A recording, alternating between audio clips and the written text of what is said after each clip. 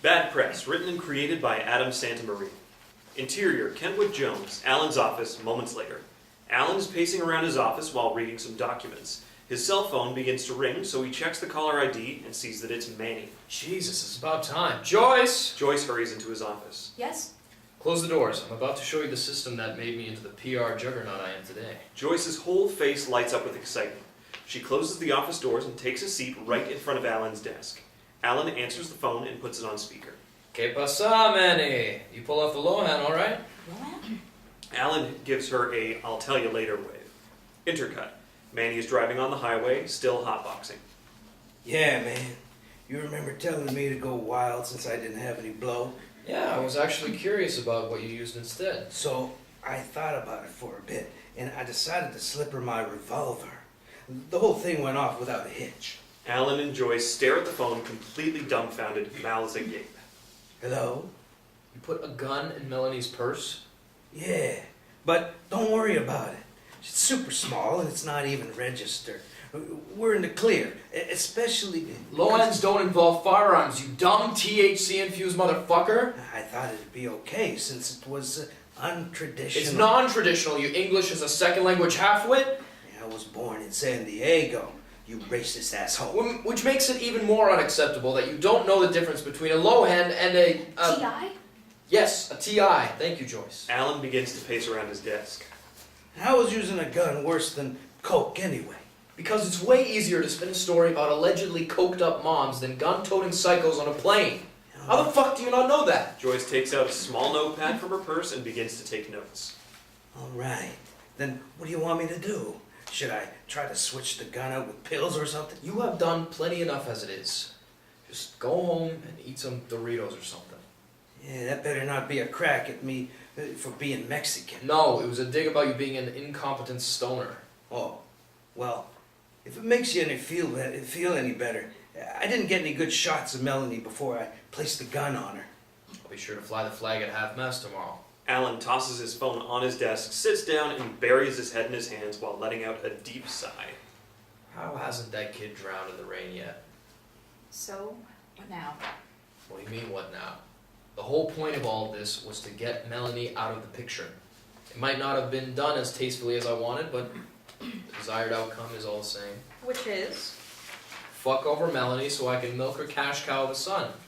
Come on, Mazzaro, that was established hours ago. This could ruin her life. Well, yeah, that's the point. I thought you said the whole point was to get Zach back on your roster. Well, that too, but if I can dish out some karmic justice to an entitled bottom feeder like Melany while I'm at it, then why not? But doesn't that bother you at all? Fuck no! Collateral damage is a part of the game. Being a publicist isn't about rubbing elbows with the stars, and it sure as shit isn't about making them happy. Then what's it about? Allen sighs, gets up from his desk, and takes a bottle of water from his mini-fridge. He takes a swig and then looks at the bottle. It's about being the X factor that makes an up-and-comer an A-lister. It's being the little voice in the heads of your clients that tells them how to dress, act, and present themselves because on their own, they don't have a goddamn clue about how to make it in this industry. It's making sure that your clients are bigger, better, and more successful than any other self-absorbed prick in this industry, even if that means that you have to physically shove your hand up their ass to make them say what you need them to say, and do what you need them to do, because at the end of the day, we're their ventriloquists and they're our puppets. And if you're not ready to get your hands dirty, then there's an army of people who are foaming at the fucking mouth to take your job at a moment's notice. That's what being a publicist is about. That's so manipulative. Well, that's why successful people are called sharks and not fucking teddy bears. Look, whether you like it or not, our job is to make sure our clients remain in the limelight for as long as possible. Because behind closed doors, they can be whoever they want. But as soon as they step into the public eye, it's up to us to make sure they look like superstars. But these are people you're dealing with, not dummies. Is your goal in life really to be the Jeff Dunham of PR? Is he the most successful ventriloquist in the world? That's not what I mean. You're one of the smartest, most capable people in the entire industry, but if you only rely on sabotage and underhanded tricks to further your career, then you're only setting yourself up for failure. Not even you can stay afloat in a sea of lies. If you really want to be the best, you should build your clients up, not tear them and their families apart. Anyone can succeed by fear, but only a truly great person succeeds by winning the respect of those around him.